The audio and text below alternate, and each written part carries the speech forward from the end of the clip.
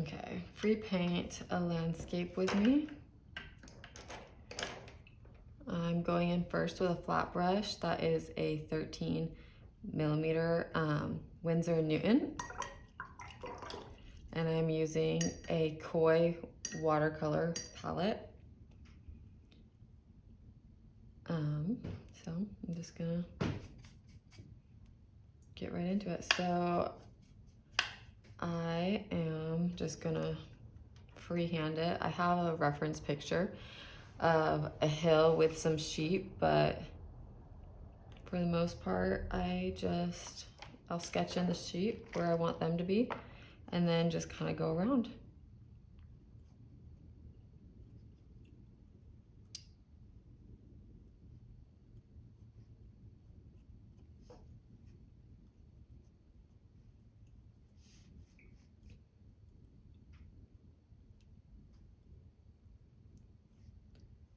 One of the artists that I really admire, Jen Brandon, she does like horse portraits and dog portraits.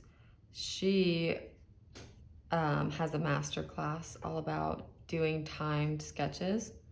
And so I really picked that up after taking that class of doing time sketches, which has also improved my art like tenfold. And I'm able to create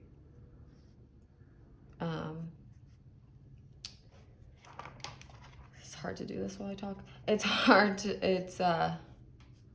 helps me create pieces that I like and that I consider to be good way more consistently than having some kind of like inspiration. And it just helps it to be more consistent of a creative process.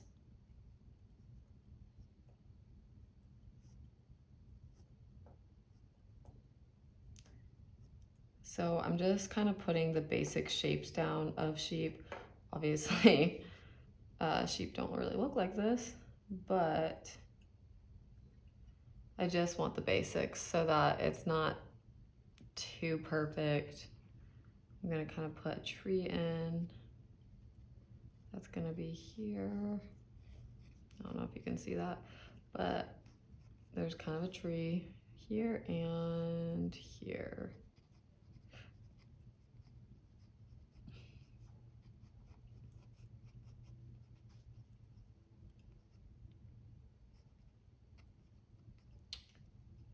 Okay. So now,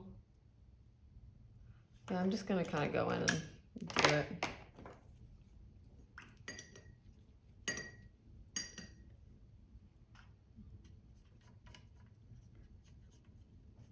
I'm just gonna start with the foreground because that's kind of easier for me, just to kind of get where I want the grass to be. And I want this sheep that's in the very back to be right on top of that grass, and then come down at an angle across. And he's gonna be standing right there, and this one again is on top.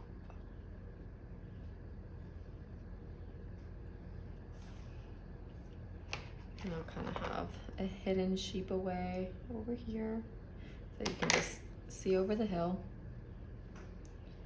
And so I'm just gonna add my green in by working around the sheep.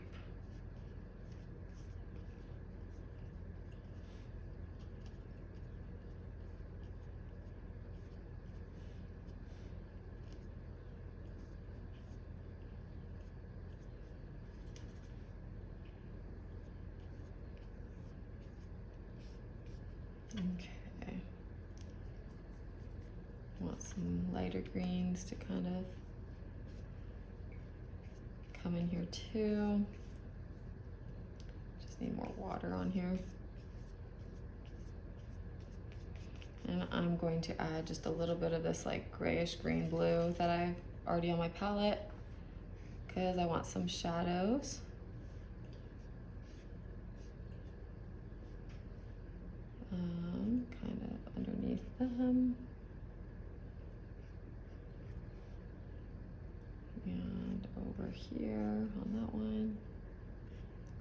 tiniest of shadow over there. Okay. Just a cloud going by and creates a shadow. Something like that. Okay. And now I'm gonna start on the background colors just a little bit. So it's kind of faded, so I'm gonna do like a faded green and just kind of up and down right here, like it's trees, just going off in the distance. So I'll kind of have them a little more pokey, but for the most part, just climbing up a tiny little hill over here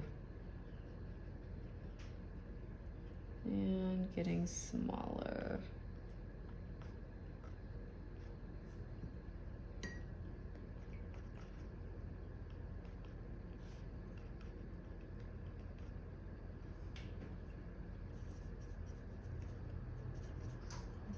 Okay, so I just kind of made like a darker green, but I'm just gonna have that climb up. The direction that you paint really makes a huge difference whether it looks believable that you're making hills. So if I were to be painting like up and down, that would just give the illusion that, you know, it's a waterfall or something. But because it's kind of going over to a slant, it just looks like a hill. And it's just more believable. I want a more muddy green. Put some orange in it. Kind of darken it up a little bit with some blue as well. And I just want some brown, so it's darker. Because I want to give the illusion that this is farther away, kind of like some rows of grass. And while it's still wet, I'm just gonna kind of add in some foliage, like bushes and trees. Maybe there's a bigger tree right here in the distance. Just kind of put the suggestion that there's something there, and your audience's brains will just fill the rest in. So it doesn't need to be exact, it just needs to be a suggestion. Okay, now I'm gonna kind of do an even more faded, washed out green, so I'll add some more water to this.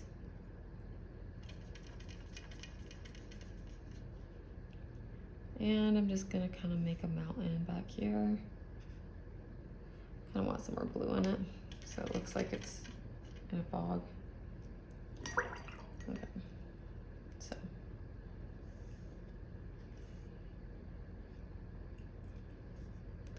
I'm gonna pull it this way, down, pull it down here. Change colors a little bit. Add some brown.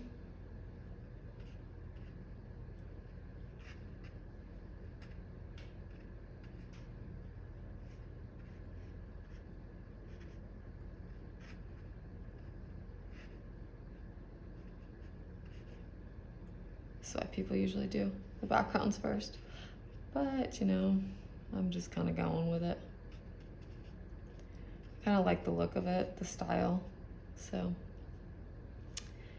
this is just the way I'm doing it right now. But let me know if you have a better method. Okay, so now I'm gonna take this faded greenish color and just color this down because these trees are everywhere back here. And I'm just gonna kind of fill in the color.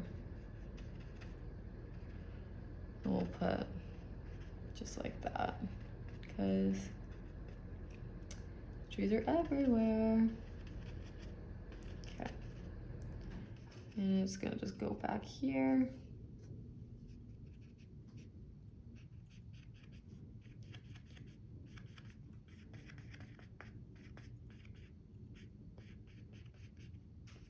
There, making sure I don't get my little white sheep. Now I'm gonna switch to my one Paulino Bright Brush. I'm gonna add more water to this blue. I'll probably just take it over here. To get a really washed out blue and create some more faded mountains.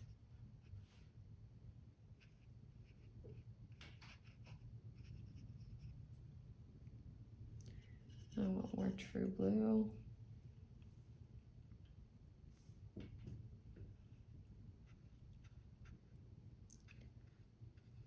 Okay. I'm okay if this kind of mixes a little bit. I'll push it down just so that it's a little bit less, but just gonna pick up right here, get that excess water out, but let the rest kind of stay. And there's mountains all in the background. Okay. So now, a little bit more of the fun part. I'm gonna take a green. I'm going to make this into like a really dark green. Add some brown. Okay, pretty dark. Not super dark, but you know, that's better. Okay, so right over it so it kind of bleeds out. I'm just gonna put in some branches. I love the wet on wet effect. Helps just get those branches so nicely out.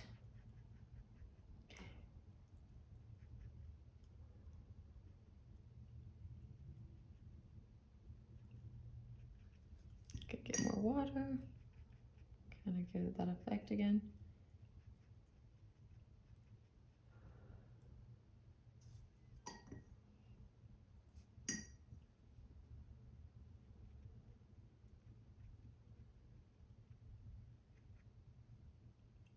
Okay.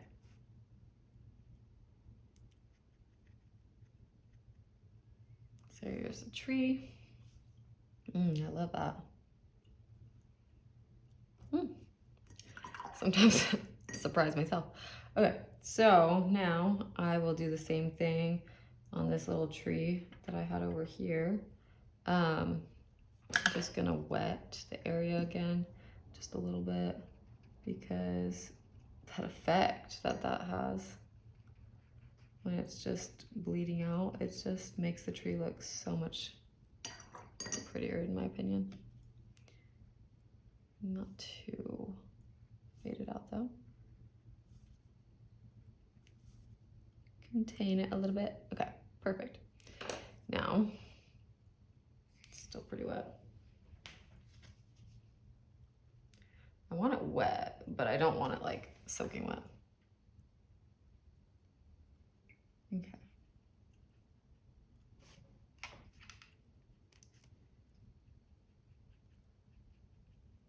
Perfect.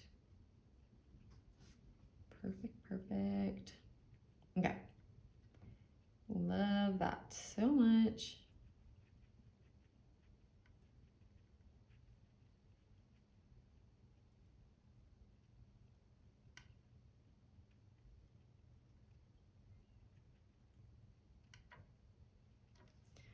Great. Now I'll let that dry a little bit and work on the trees over here. I'm gonna take this green and just kind of give a little bit more definition to some of the trees over here.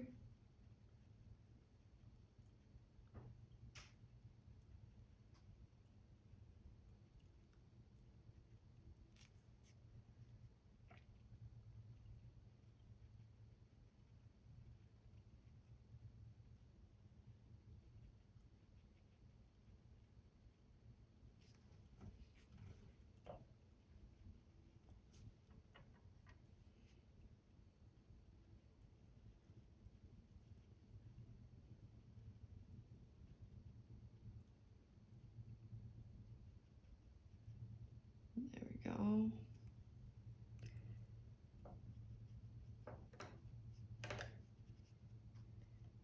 Just a little darker.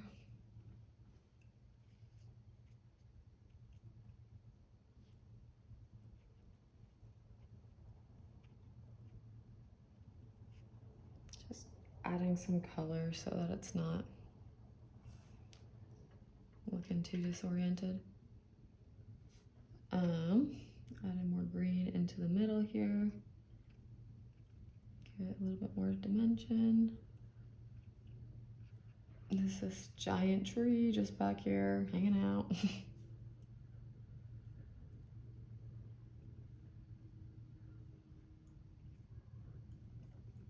Okay, I'm gonna do the same on this one. Just kind of let it go.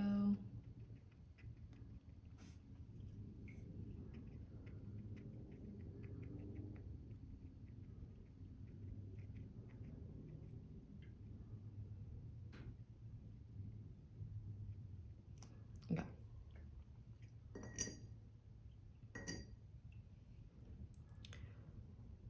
So this looks like it's a little bit of a fall scene. So I'm just gonna take some more orange and brown. Just add a little bit over here. This is a great color palette. I am totally digging this. Not to toot my own horn because I made it, but I like it. Just adding some kind of orangish foliage everywhere.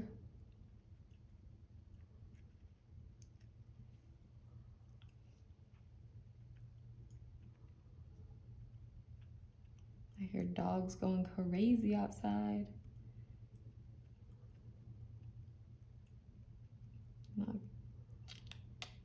Okay, not bad. I'm just gonna kind of dot stuff up here.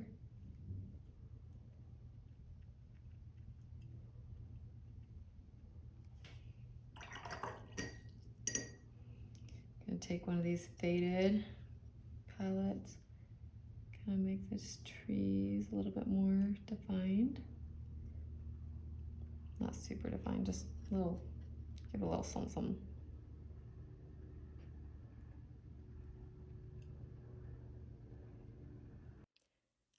And I'm not sure why, but I ended up not saying another single word throughout the whole rest of this video, so I'm gonna do a voiceover for the rest of it. So here I am just adding in some more trees and bushes just off in the distance.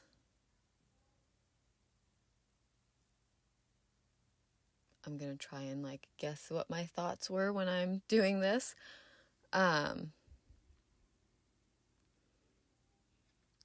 Looks like I needed to blot out some green from where it was bleeding into the sheep, just to preserve that white space. You could also use a rubber cement, which I do like to do sometimes if I want it to be like super crisp white lines. But in this case, I wasn't looking for an overly perfect look. So I didn't mind having some colors bleeding through. Now I'm kind of going in to the grass again with my Paulina Bright brush, the number 2, and just kind of adding in some color to that.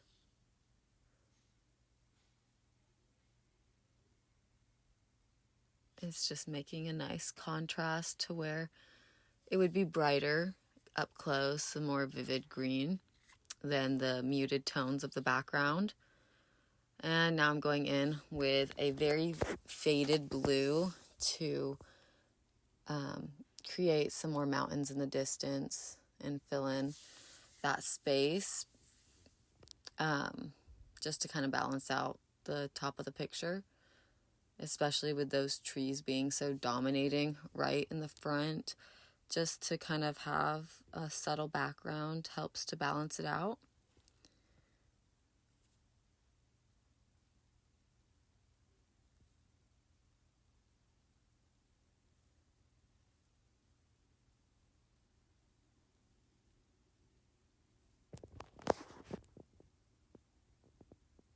So now I'm going in with the muted green that I used before and just darkening the tree line right there, because it is a little bit closer.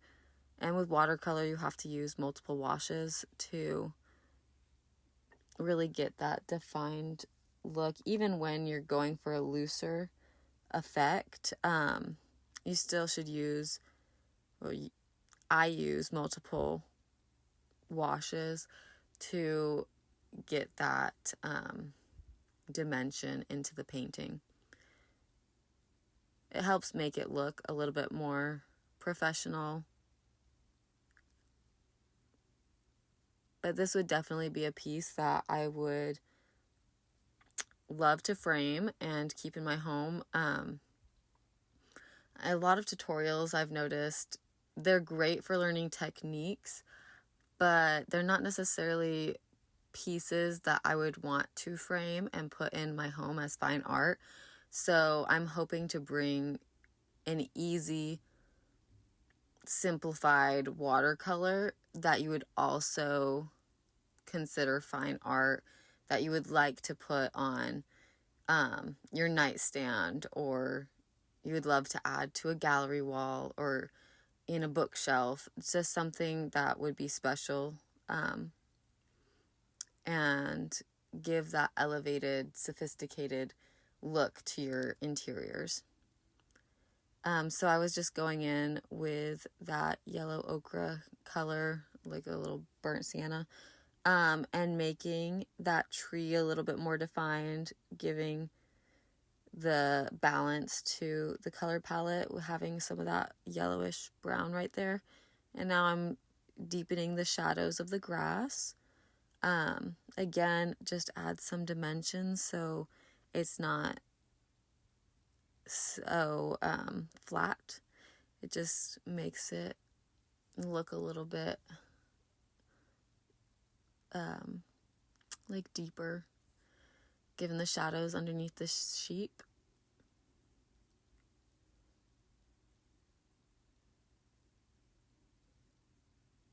So this was a timed study for me as well, and I did freehand a lot of it, just putting in the big pieces that make the art piece, like the sheep and the trees. So what I just did there, I let it dry for, it wasn't even more than like 5 minutes probably, and now I'm going in to do the details for the sheep because I was happy with the landscape portion of it. So this part, I'm just adding some shading with the brown to the sheep's legs, and just kind of, you know how sheep aren't actually perfectly white, just kind of making it look more realistic, giving it some shadows. Just use the light browns to make it softer, and yeah, just start to define the sheep's bodies.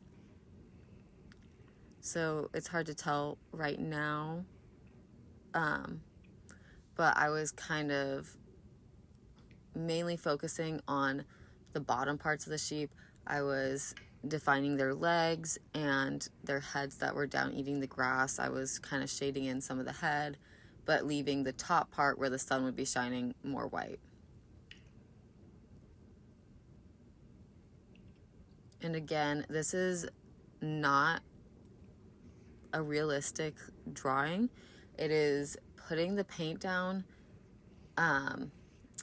so that it is suggesting that this is a shadow of a sheep. It's not meant to be overly realistic. It is putting down shadows and different lines so that your mind can fill in the rest. it's an interesting thing that good art, in my opinion, I mean, there's really good artists that are super realistic when they draw and you know exactly what it is. But then say like, you know, Claude Monet, which I mentioned earlier in this video, who is an artist that I love his work. He would suggest that there is like a sailboat in the distance by, you know, slightly putting some triangles, but it wasn't overly realistic. Your mind filled in the picture. And you would see the subtle color changes, but it wouldn't be a realistic picture of a boat. That's, yeah.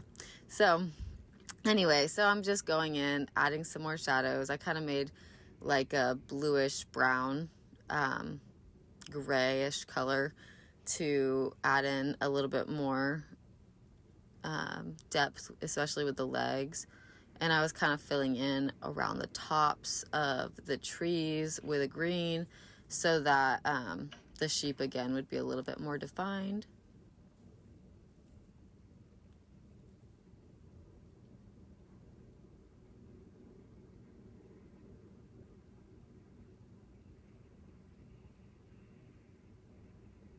And there I am, just kind of shading in the grass again, just to kind of define the line where the grass is and where the landscape starts in the back.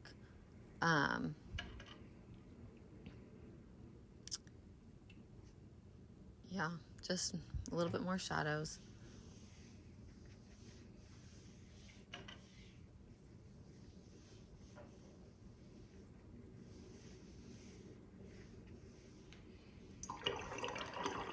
On my next video, like now watching this back, I love this piece, and but on my next video I will definitely be more conscious, whatever. I'll pay more attention to giving like briefing what I am doing so that it is more helpful. Like, I love watching people paint, and I feel like even just watching, even without an explanation of what they're doing, because I know roughly the basics of art, I know what they're doing, and seeing their techniques, even without the explanation, is helpful. But for super beginner artists that are just starting out with watercolor or just starting out drawing, I will try to be better about explaining exactly what my thought process is and what I'm doing in the moment.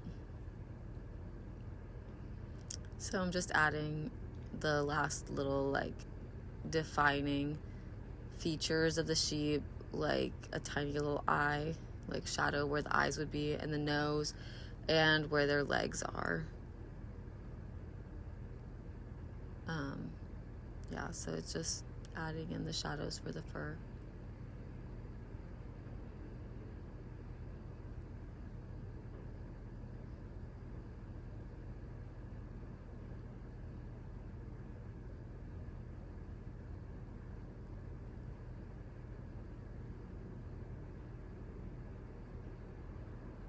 I probably didn't have to add so much detail to that one, like looking back at it now. Yeah, you don't want to overwork a piece, and I don't think I did, but you definitely don't want to do too much when working with watercolor, because sometimes it can make the paints bleed and look muddy when there's a lot of washes already on. And this sheep, I will say, gave me trouble. Definitely gave me a run for my money trying to get this head right. I end up blotting out the face quite a bit, and you'll see in a little bit I actually finished the piece with a watercolor pencil, just to be able to get a little bit more exact lines for it. But still love this painting. I think it turned out really well. Love the color scheme. Let me know if you would like a video about developing color palettes, how to make this softer colors. Watercolor is soft in general, but to really get that like muted effect for an elevated design, colors really do like make or break a piece sometimes, depending on what like vibe you're going for, or what you're aiming for the art piece to be used for.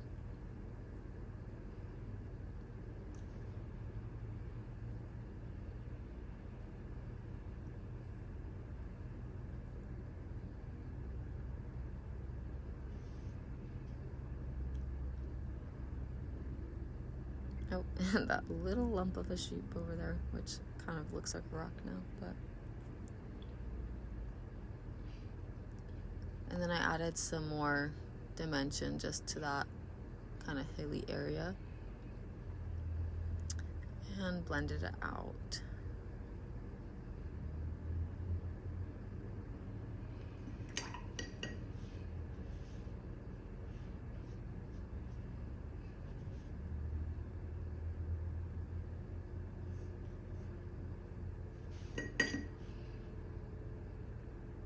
This is where I'm kind of trying to blot out the darkness that I did in the sheep's face.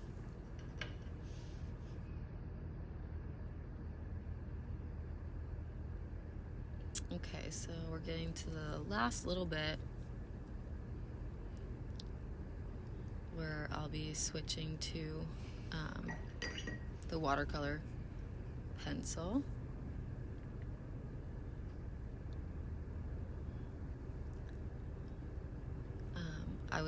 I was just using plain water and kind of lifting the paint off of the face just a little bit, because I had the idea to use the watercolor pencil just to finish off the details.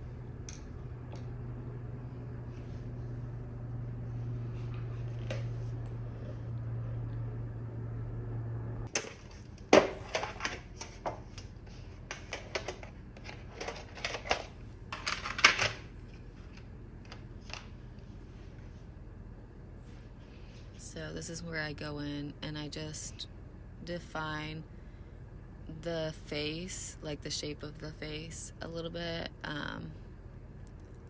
where the shadows of the eyes would be, and adding a little bit more definition to the legs. And I just kind of go through and do the same thing for every sheep, just so it kind of finishes off the piece.